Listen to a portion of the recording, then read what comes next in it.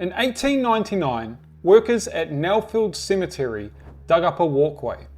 They found the body of a teenage girl, bent in half and crammed into a pit like trash. And she wasn't alone. Beneath the paths, they discovered hundreds of coffin handles, nameplates, and the ashes from a secret, unsanctioned furnace. I've spent a fair bit of time at Nellfield Cemetery recently. It's situated in a quiet part of Aberdeen, not far from the centre of town, surrounded by high stone walls. I came here in search of some of the 46 Commonwealth war graves and was quite shocked to learn of the scandalous past.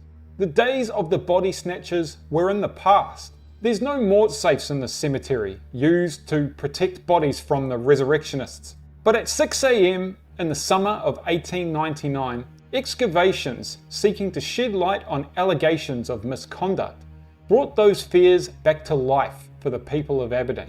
They confirmed the sanctity of the tombs had been violated. Accusations had been made that cemetery superintendent William Coutts had been shifting and disposing of those interred at Nellfield Cemetery without the knowledge, approval, or permission of the families that had paid for the funerary rites of their loved ones. On the other side of the world, the New Zealand Herald published an article titled "The Aberdeen Cemetery Scandal: Great Heaps of Human Remains Disinterred." By order of the Crown authorities, several cemetery walkways were opened up. Several hours later, piles of the remains of coffins, nameplates, and bones had been discovered. The cemetery furnace had been used in what was described as a wholesale fashion to increase the profits of the cemetery. In one small pit, no more than 3 feet 6 inches deep, they uncovered no less than 400 coffin handles and over a dozen coffin plates, most of which were unreadable. Buried about 3 feet from the walkway surface, the remains of a girl aged 15 to 16 were discovered. Her body had been bent in half, to the point where it was practically broken in the middle, and she'd been thrust into a hole approximately 3 foot in length. No coffin. A bystander raised the garments she was wearing, revealing that they were still relatively fresh.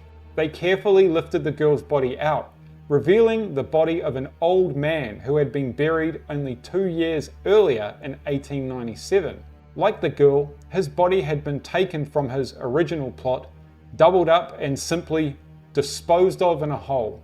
The remains were carefully replaced and respectfully covered up. It's recorded that on the night of June 7th, thousands of people turned up to ascertain whether the remains of their relatives had been tampered with.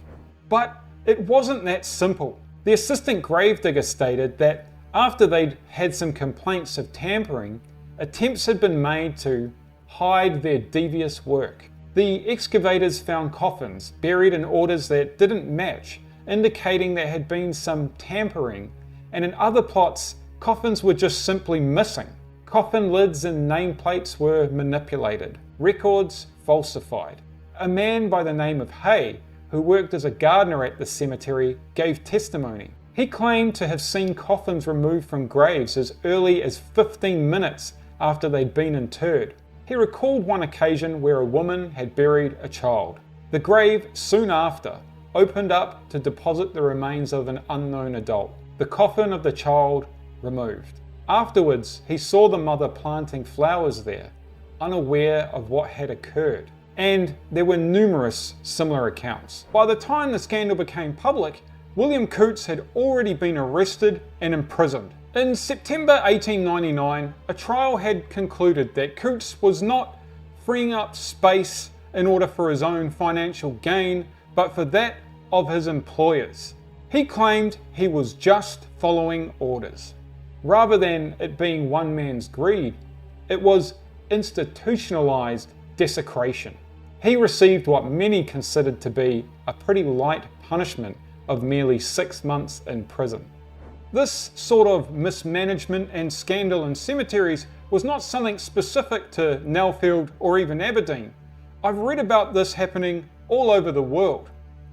But I wonder, If you were sat on the jury in 1899, what punishment would you have deemed fit for William Coutts? Perhaps he got off too easy, or perhaps he was just an unfortunate scapegoat.